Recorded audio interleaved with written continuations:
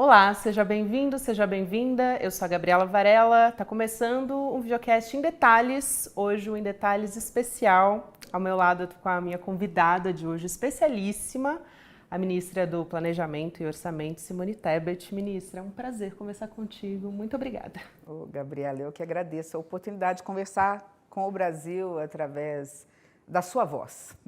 Obrigada, ministra. Bom, eu queria começar a nossa conversa falando desse acontecimento que está mobilizando a nossa sociedade desde a semana passada, que é essa operação mais letal da história do Rio de Janeiro, do Brasil. E a gente teve um posicionamento já seu que vai na mesma linha que o do ministro da Fazenda, o Fernando Haddad. Então, vocês estão conversando muito bem, que é necessário mexer na cabeça do crime organizado. E citaram também aquela operação do governo federal que conseguiu, né, desbaratar sem dar um tiro. A gente está falando ali do crime organizado, principalmente relacionado à área de combustível. Eu queria ouvir da senhora de que maneira o governo tem atuado para atacar a fonte financeira do crime organizado. Bom, Gabriela, você tocou num dos assuntos mais relevantes, mais importantes e que gera a maior preocupação da sociedade brasileira e, portanto, não é à toa. Né? Eu diria que hoje, principalmente nos grandes centros, mas também nos médios, né? Nas cidades médias, com certeza o tema segurança pública ele supera a preocupação da população do que relacionado, por exemplo, à saúde pública, que sempre foi um tema mais relevante. Então, não é à toa. Se a população está reclamando, se a população está dizendo eu não aguento mais, é porque realmente segurança pública ou insegurança está sendo gerada no Brasil. Agora, é importante lembrar o que é a segurança pública, de quem é a responsabilidade, como é que a gente combate a violência no Brasil. E aí algumas coisas são importantes serem colocadas na mesa. Segurança pública, violência, criminalidade, narcotráfico, crime organizado se combate com planejamento estratégico, inteligência, segurança na fronteira, coordenação das polícias federal e estaduais e coragem. Então, por que eu digo isso? A meu ver, tudo o que faltou na operação do Rio de Janeiro. Deveria fazer ou não deveria fazer? Deveria se cumprir uma decisão judicial? Não estou discutindo, ninguém descumpre decisão judicial. Mas a grande questão é, fizeram dessa forma por quê? Qual é o objetivo principal? Por que não fizeram essa mesma operação de forma coordenada, planejada, sem letalidade desde o início do governo estadual? Então, é preciso que a gente entenda que segurança pública é um assunto complexo que se combate com coordenação. O governo do presidente Lula trabalha com essa questão desde quando o ministro Dino assumiu e depois mais fortemente com o ministro Lewandowski. Essa questão está sendo tratada dentro dos ministérios, eu participei disso desde o ano passado. Isso gerou uma PEC, a PEC da Segurança Pública, que é a forma de constitucionalizar, trazer para a Constituição a responsabilidade, né, que hoje já existe o SUSP, que é o Sistema Único de Segurança Pública, trazer para a Constituição para dar poder que a União não tem ainda para coordenar o trabalho da Polícia Federal, Polícia de Fronteira, Polícia Rodoviária, né? Então, Polícia Federal, Polícia Rodoviária Federal, Força de Inteligência nossa, com a Polícia Militar Estadual, peritos, Serviço de Inteligência dos Estados. Hoje, responsabilidade de segurança pública é responsabilidade do governo do Estado. O governo federal, o presidente Lula, teve a coragem de falar, vocês não dão conta de resolver sozinhos, chamar para nós a responsabilidade, deixa eu ajudar vocês. O que fez os governos estaduais? Principalmente de direita ou de fronteira. Não, esse problema de segurança pública, nós não queremos perder o controle, a coordenação. Ninguém ia perder a coordenação, o controle. Nós iríamos fazer uma força-tarefa, Gabriela. E essa força-tarefa aí, que é a sua pergunta, ela não começa nas favelas ou nas comunidades, ela começa na fronteira. Segundo e último ponto, não quero monopolizar aqui, porque é um tema muito complexo, mas assim, eu sou de um estado de fronteira, como eu disse, eu fui vice-governadora e secretária de Estado, no estado que hoje é a porta de entrada para, lamentavelmente, para o cigarro contrabandeado, para as drogas e para armamento, porque nós fazemos divisa com a Bolívia e com o Paraguai. Então, conheço um pouquinho essa situação. A segunda é o seguinte, né? Temos que cortar a fonte que irriga o crime organizado. Então se combate a fonte que irriga o crime organizado, combatendo de forma inteligente, de novo eu digo, né, a quem irriga esse crime. Então nós estamos falando aí da operação que foi bem sucedida, né, dos postos, da Polícia Federal nos postos de gasolina. Nós temos que fechar a fronteira para os cigarros ilegais, para as armas que vêm. Então é um complexo, é um conjunto de situações e fundamental. E vamos ver agora se o Congresso vai ter coragem, porque existem lobbies do crime organizado dentro do Congresso Nacional. A lei, que é um nome, como diz o Haddad, bonito para uma coisa muito clara, a lei que combate o sonegador, né? Os grandes sonegadores, os sonegadores que são recorrentes, não você que não conseguiu pagar o imposto, uma empresa que faliu e quebrou, não é disso que se trata. Nós não vamos mexer com o pequenininho, com o médio, não é essa dessa sonegação. É da sonegação num nível de escala muito grande, recorrente, e nós estamos falando aí de 500 bi por ano de sonegação no Brasil. Grande parte disso é de devedor contumaz. Aquele que abre e fecha empresa, lavagem de dinheiro para irrigar. A lavagem de dinheiro eu filtro, eu faço eu tenho uma atividade econômica ilegal, né? Com isso, o que eu quero fazer é, com base no posto de gasolina ilegal, no cigarro contrabandeado, eu faço dinheiro, lavo dinheiro para comprar armas que vão colocar na mão dos bandidos, né, do crime organizado para tocar, como diz o jovem, terror na sociedade brasileira. Eu queria justamente puxar esse gancho dos sonegadores, né, porque o Haddad chamou a atenção para um ponto muito importante, que é uma boa parte da bancada do PL votando contra esse projeto por orientação do governador do Rio de Janeiro, Cláudio Castro. Então, a gente tem uma extrema-direita que se coloca publicamente e volta a sua comunicação para a sociedade como se estivesse defendendo a segurança pública, mas na prática não é isso que está acontecendo, né? Então, como que o governo federal pode fazer esse enfrentamento, essa comunicação mais contundente? Porque a gente tem experiências do passado mostrando o quanto ser didático para a população é importante e até reflete na popularidade do governo também, né, amiga? Não é fácil, Gabriela, não é fácil porque a narrativa está a favor deles. Porque o discurso fácil né? Temos que matar todo mundo, nós temos que prender todo mundo, nessa hora não existe ampla defesa, não existe contraditório, é um discurso muito fácil. Né? Até o momento que não é o seu filho que é morto ou preso de forma injusta, que é um parente seu, um conhecido seu. Então, é uma narrativa muito fácil. Né? Eu falo assim, que o lugar de bandido é na cadeia. Né? Eu sou advogada, não tem como não advogar que numa democracia, no Estado democrático de direito, é um Estado de direito, né? Você prende, você investiga, você dá ampla defesa contraditória, aí sim, você condena e põe na cadeia. Isso serve para o pobre e serve para o rico. Né? O que não pode é você ter 2 pesos e 2 medidas. Eu termino nessa questão, Gabriela, também dizendo que dentro dessa complexidade, eu acrescento mais uma com toda a transparência de quem viveu dentro do Congresso Nacional por 8 anos. Né? O Congresso Nacional, lamentavelmente, hoje você tem lobby das organizações criminosas dentro do Congresso Nacional, não é a maioria dos parlamentares, muito pelo contrário, a maioria absoluta está longe desse processo, nem sabe o que está acontecendo, mas você tem lobbies de organizações criminosas ou de crime organizado ou de atividades que a princípio tinham que ser ilícitas no Brasil, ali assediando líderes para que segurando pauta, prendendo pauta. E eu dou um exemplo muito claro, né, que foi a questão de bets e hoje a tentativa de regularizar cassinos no Brasil. Isso tem nome, tem sobrenome, tem carimbo, né? Nós sabemos para que serve cassinos numa sociedade tão empobrecida como a do Brasil. Isso significa, de novo, lavar dinheiro de crime organizado, aumenta a violência nessas regiões, é um emprego, gera emprego, é um emprego precário, você tem ali prostituição envolvida, você tem droga envolvida, você tem lavagem de dinheiro. Então, assim, nós temos que estar muito atentos a questões como essas. Isso é super importante. Eu até acho que essa questão da taxação BBB é uma pauta talvez tão importante quanto essa que a gente teve da isenção de até R$5.000 por mês, porque a população tem se apropriado dessa pauta, né? Então, como é que o governo também está estudando isso, de conseguir pautar essa discussão na sociedade, porque isso disputa o coração, a mente das pessoas, né?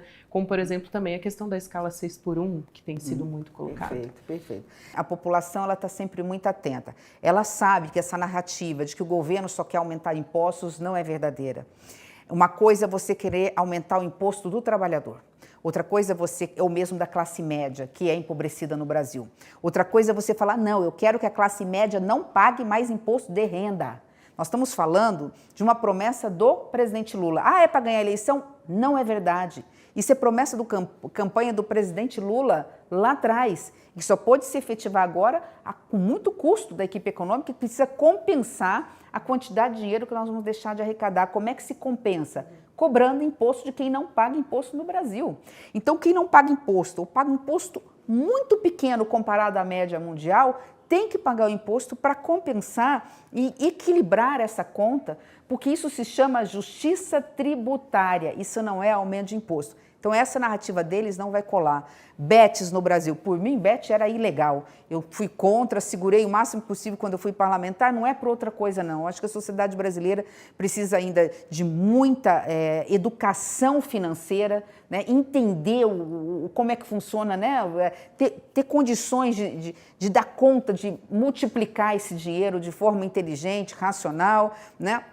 Nós não temos isso no Brasil, é uma sociedade aí assediada pelo coloridinho ali da internet, isso está destruindo famílias, isso está gerando um impacto na saúde pública, doença mental, depressão, a gente não pode falar nisso, mas até suicídio. Então, assim, é um tema gravíssimo para a gente cobrar um imposto desse tamanho por uma economia que eu diria... para mim, ela é ilegal até hoje, mas para uma economia que não gera emprego, não gera renda e o dinheiro não fica aqui, ele não vai para circular para a economia. Né? Esse dinheiro ele vai para paraíso fiscal, ele vai para fora, ele concentra a renda na mão de uma minoria. E eu dou um exemplo, por que nós temos recordes na economia e a economia, por mais que vá ter crescimento, não vai ter o crescimento compatível com o aumento de recurso que está circulando. Vamos lá, nós temos recordes na geração de emprego, recorde na renda, recorde na massa salarial, no rendimento médio do trabalhador. Nós temos crescimento por 4 anos consecutivos do PIB acima de 2%. Isso não acontecia há mais de 30 anos. Então, crescimento significa dinheiro circulando. A gente tem todos os números, maior quantidade de trabalhadores formais, maior número de jovens empregados, maior número de mulheres empregadas e, com isso, maior investimento em políticas públicas do Minha Casa Minha Vida, colocando recursos na farmácia popular, etc. Enfim, né, a gente consegue enxergar que os números estão aí, nós temos a maior média histórica de empregabilidade, nós estamos quase no pleno emprego no Brasil e a gente não vê esse dinheiro, a gente vê muito desse dinheiro circulando, porque a maioria desse dinheiro circula, mas uma parte significativa não. O que está acontecendo com isso? Nós estamos jogando demais? O brasileiro está colocando esse dinheiro onde? Então, a BET, a meu ver, tem a ver, inclusive, com impacto menor no setor varejista no Brasil, consequentemente no setor atacadista, que por sua vez deixa de comprar menos da indústria e da indústria de transformação, que deixa de gerar mais emprego. Então, da mesma forma, os bancos, fintechs, as fintechs que estão servindo hoje, algumas delas, para lavagem de dinheiro, pagam menos tributos, menos impostos que os bancos tradicionais. Então, no mínimo, na pior das hipóteses, nós temos que igualar, né, bancos com fintechs. E os bilionários, porque é justo. Né? Porque é justo que nós não podemos ser um dos únicos países do mundo a não cobrar dividendos. Inclusive, nos últimos tempos, a gente tem observado uma melhora, né, uma queda do desemprego, portanto, mas a informalidade está caindo, mas ainda é alta, quase 40%. Qual é o plano do Ministério, até em parceria, claro, com o ministro Fernando Haddad também, mas para olhar para a informalidade e também para a redução de jornada, né? Para você não prejudicar o trabalhador mais do que com as últimas reformas que a gente tem observado? Eu acho que tem duas coisas interessantes aí, né? A gente houve uma mudança de mentalidade que a gente não sabe se veio, mesmo das igrejas ou mesmo das redes sociais, tentando duplicar, não é duplicar, né?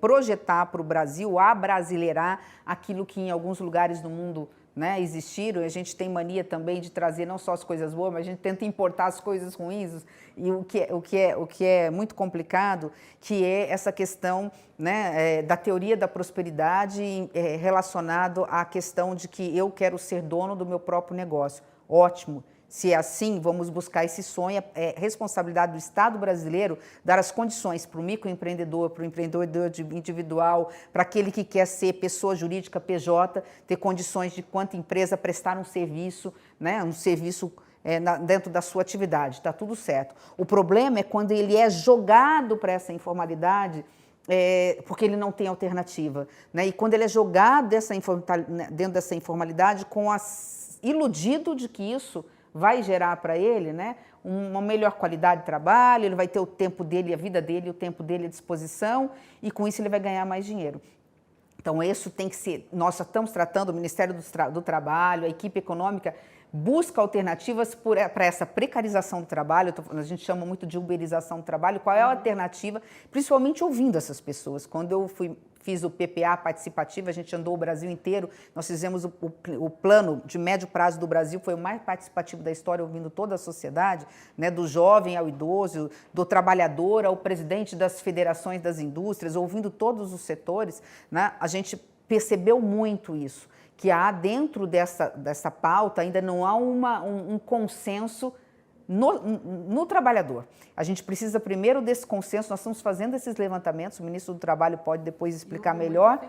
Muita fake news em relação a isso, porque da forma como foi vendida a ideia, para ver de que forma a gente garante, não só agora no presente, mas no futuro, né, a própria previdência dessas pessoas, né? Que proteja agora o seguinte, a licença maternidade, que agora foi resolvida pelo Supremo, mas não era, né? Ele não tinha direito, auxílio-doença, como é que ele fica se ele ficar adoentado e não puder trabalhar por 1 mês, por 2 meses, de que forma a gente protege o presente dessas pessoas e o futuro dessas pessoas. E na escala 6x1, não quero fugir, muito pelo contrário, eu acho que eu fui uma das primeiras do governo a falar sobre isso num grande programa de televisão, um grande veículo nacional, não sei se eu posso falar aqui, mas enfim, onde eu defendi colocar na mesa com muita seriedade a discussão do fim da jornada 6x1.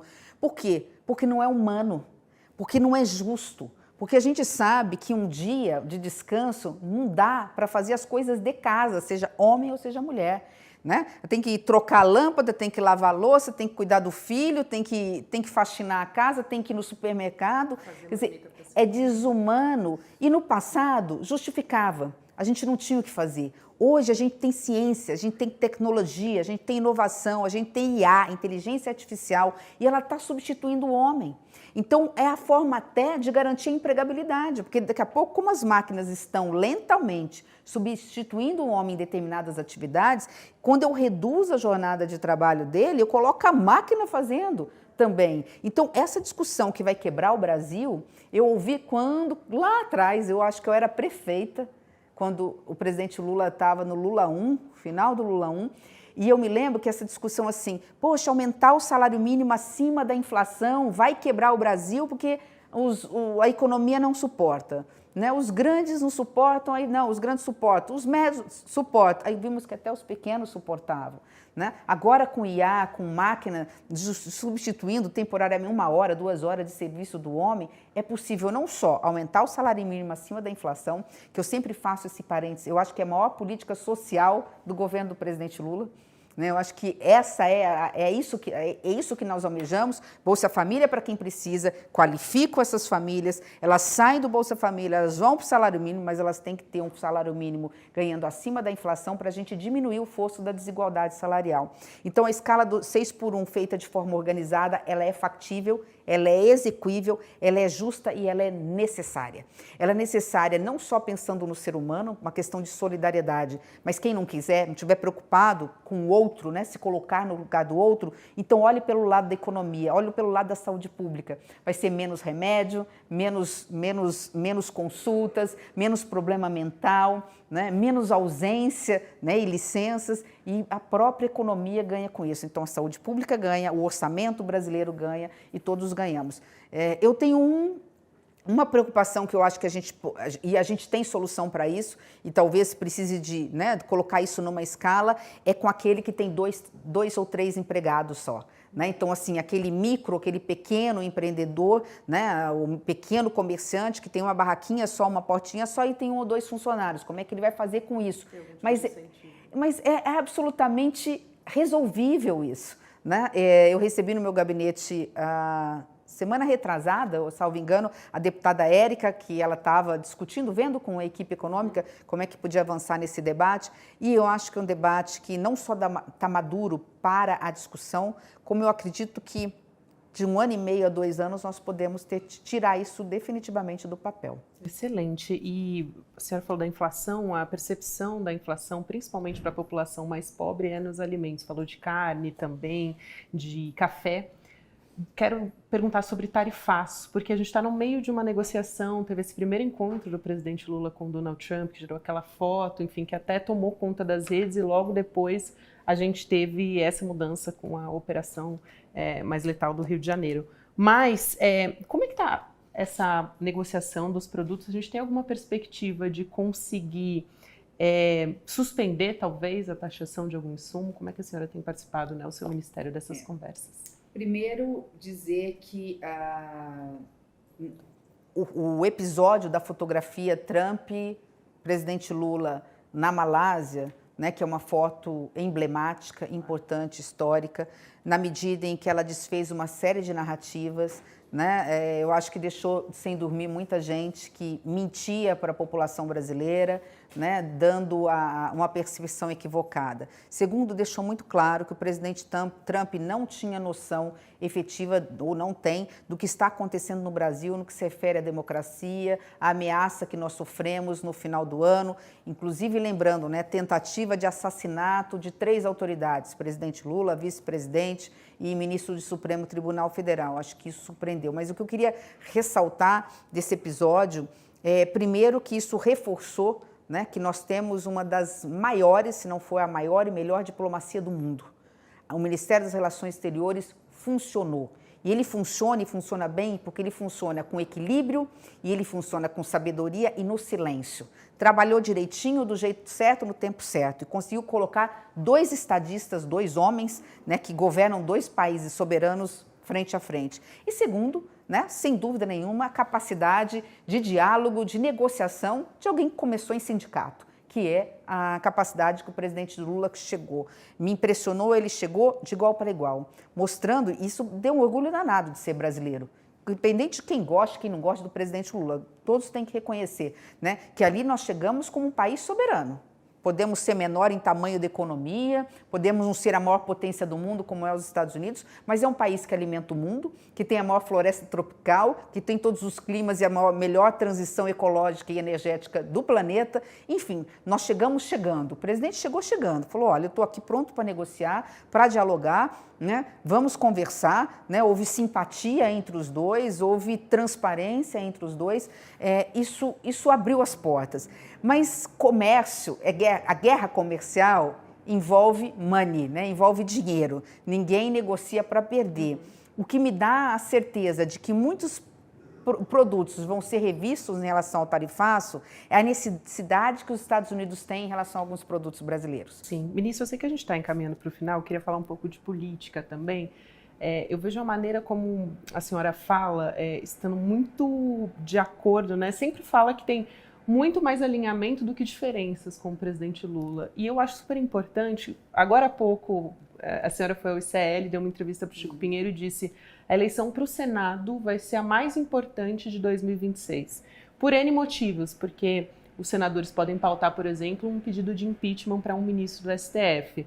A senhora considera esses valores democráticos que te aproximam do presidente Lula para eventualmente concorrer ao Senado em 2026? E essa é a primeira pergunta. E a segunda é, por São Paulo, a senhora tem sido muito bem avaliada. Por que por São Paulo? A senhora acredita que ter entrado na Frente Ampla, fazer parte desse governo, fez com que uma parte da sua base eleitoral no Mato Grosso do Sul deixasse de te apoiar? Gabriela, vamos lá. Eu defendo a democracia como a base de tudo na política. Sempre foi assim. Eu venho de um partido que abriu as portas quando a ditadura veio para todos os líderes de esquerda, numa época em que os partidos foram extintos e só sobraram dois, né? Um deles o MDB. E eu só tive um partido até hoje, né? Eu tenho minha ficha, eu nem lembro mais de quanto deve estar quase 30 anos no MDB e venho de uma geração, né, que ensinou valores. Eu tive a oportunidade, eu não tive a oportunidade de conviver com Tancredo Neves, por exemplo, mas eu tive a oportunidade de conhecer Ulisses Guimarães, Mário Covas, eu tive a oportunidade de conviver dentro da minha casa, através do meu pai, que era um político na sua essência, né, com aqueles grandes líderes que tinham capacidade, apesar das suas diferenças, de sentar na mesma mesa. Então, assim, sentava o presidente Lula, na época Lula, sindicalista ou deputado, né, e Mário Covas, ou Lula e José Serra, que têm visões de economia diferente, embora sociais muito parecidas também. É importante fazer essa deferência a José Serra, né? Eu sou dessa geração em que os diferentes se dialogavam e achavam saída para o Brasil, deixando as suas diferenças de lado. Então, quando eu vim candidata a presidente da República, não foi para ganhar a eleição, eu sabia da dificuldade. Eu vinha contra um modelo de governo, né, altamente regressista em todos os aspectos, na pauta de costumes, na pauta econômica, na pauta social, na pauta de valores, né, era radicalmente contra o governo do ex-presidente Bolsonaro. Então, eu já sabia onde eu estava no segundo turno. E eu sempre falo assim, que aquilo que me aproxima do presidente Lula é muito maior do que aquilo que me diferencia, primeiro pela pauta da democracia, que sem essa nós não temos nada, mas na pauta social e na pauta de costumes.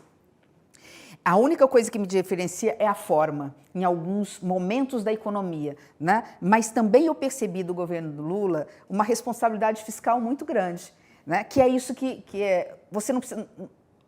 É preciso também, acho que, tirar esse tabu de falar de revisão de gastos. A gente não precisa fazer revisão de gastos para fazer superávit. A gente precisa fazer revisão de gastos para repriorizar num país tão empobrecido, onde falta orçamento, colocar recurso onde precisa. Entendo que, pelo bem da democracia, o projeto 2022 não terminou, né? Nós ainda temos que passar por 2026. Se eu for candidata ao Senado, é porque eu não quero morrer na praia, no sentido assim, lutei tanto por isso, não vou voltar para casa, quando a gente sabe da importância de ter um Congresso equilibrado, sensato, um Senado Federal que é a última fronteira que a gente tem dentro do Congresso Nacional, é a barreira de contenção. Se eu tiver que ser candidata ao Senado, eu serei dentro desse projeto e o governo o presidente Lula, obviamente, vai conversar com seus ministros, ele já falou para mim também que nós vamos conversar a respeito, e aí, não tenho medo, se for para o Mato Grosso do Sul, com a cara e com a coragem, sem nenhum problema, né? Perdi sim eleitores mais conservadores, ganhei outros mais progressistas, né? O próprio Partido dos Trabalhadores me abraçou com muito carinho lá, tem o meu partido lá, que é o MDB, enfim, eu acho que se é uma coisa que a gente pode até terminar com isso, Gabriela, e talvez seja um recado carinhoso que eu faço para os ouvintes, para aqueles que acompanham o ICL, seu programa, né, especialmente os nossos jovens e as nossas mulheres, se é uma coisa que eu aprendi na vida pública, é que a gente muitas vezes ganha, e eu ganhei muito mais quando eu perdi. Porque todas as vezes que eu perdi enfrentando batalhas extremamente relevantes e necessárias. Sim, até tem sido muito abraçada mesmo, ministra. O vice-presidente Geraldo Alckmin falou para a gente no ICL que a senhora seria muito bem-vinda, uma honra tê-la no PSB, se essa for a sua vontade. Tenho um carinho muito grande pelo vice-presidente também, enfim, por todos os dirigentes do PSB, mas... Vamos aguardar, né? Nós temos um país inteiro ainda para reconstruir, muita coisa para acontecer, deixar para falar de processo eleitoral no ano de eleição, a partir de janeiro, fevereiro de 2026. Eventualmente uma vice-presidência também só em 2026. Mas eu acho que a vice-presidente tem que ser a escolha do coração de quem governa. Não vai ser uma eleição fácil, não vai ser uma eleição simples, é uma eleição onde a gente precisa ter base em certos estados estratégicos como Minas Gerais, São Paulo, Rio Grande do Sul, enfim. Então, tudo isso vai ser montado no seu tempo, né? E eu sou um peãozinho ali no jogo de xadrez, pronta para servir ao Brasil, assim, muito feliz de estar podendo contribuir com o meu país, né, com as pessoas, podendo fazer, né, através do orçamento pelo social, né, podendo desmistificar que uma pessoa de centro não é uma pessoa isentona, né? O ser de centro não significa significa aquele que tem capacidade de dialogar com os dois lados e concordar, né, com a centro-direita, ora com a centro-esquerda, ora com a esquerda, ora com a direita,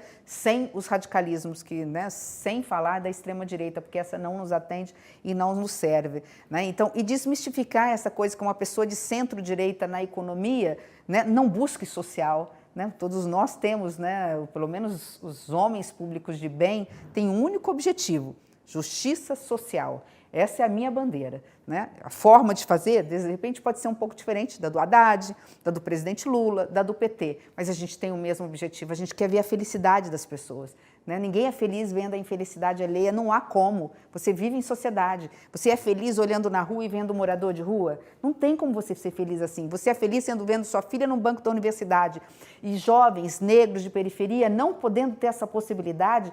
Não há como ser feliz assim. Eu acho que e é por isso que eu prego muito por mais mulheres na política, independente do espectro ideológico, ainda que eu não concorde com algumas que preguem algo absolutamente, radicalmente equivocado. Porque esse coração de mãe, esse coração de mulher, né, ao lado dos homens na política, fazem a diferença na construção do Brasil que nós queremos. Fundamental, ministra. Muito obrigada. Foi um prazer enorme conversar contigo. Obrigada, Gabriela. Obrigada. O Em Detalhes fica por aqui. O próximo episódio vai ao ar sempre às 10h30 da manhã e você também pode ouvir pelas plataformas de áudio. A gente tem episódio novo de segunda a sexta-feira. Até a próxima. Fala, turma. Eu tô um tempão esperando para gravar esse vídeo, porque esse ano eu escrevi o livro que mais me realizou. O livro que eu gostaria de deixar como legado, como provocação filosófica. O livro que eu escrevi até hoje que vai mais profundo nessas questões existenciais que tanto me instigam, e eu tenho certeza, instigam todo mundo. Um livro que mergulha em todos esses mistérios e também coisas fascinantes da inteligência artificial e traz conceitos de filosofia, de física, de matemática e assuntos que a gente está sempre se perguntando, discutindo, debatendo, mas de uma forma completamente inovadora. Eu tenho certeza que vocês nunca mais vão ser os mesmos depois da leitura desse livro. Ele se chama É Só um Jogo e tem um subtítulo: E se nada disso for real? O lançamento desse livro vai ser online no dia 9 de novembro, um domingo às 8 horas da noite. E eu vou bater um papo com vocês sobre tudo o que está acontecendo nesse mundo da inteligência artificial, coisas assustadoras que vocês vão ficar assim impressionados. Eu vou ter acabado de voltar da China de uma viagem para visitar as empresas de maior tecnologia de lá, então vou trazer vários assuntos super frescos assim, as coisas mais recentes que tem. E além disso, vocês vão poder comprar o livro autografado e por um preço super especial. Não dá para perder esse encontro.